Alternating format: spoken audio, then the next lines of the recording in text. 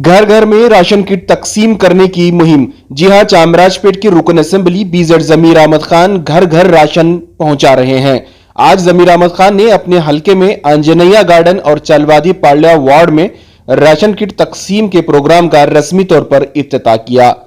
तकरीबन 3,500 ration kit तकसीम किए जा रहे हैं।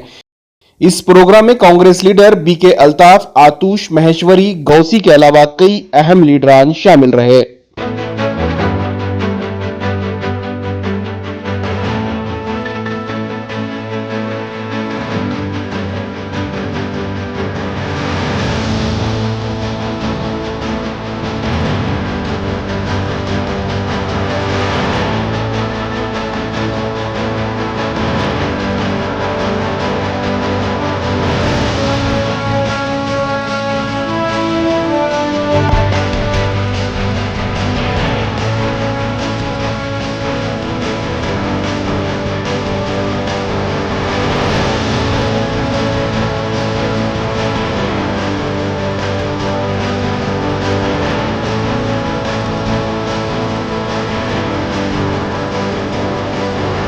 टोटल लेबर डिपार्टमेंट से 3,500 रेशन किट दिया गया है, जो लेबर जो गरीब तबके के होते हैं उनको देने के लिए।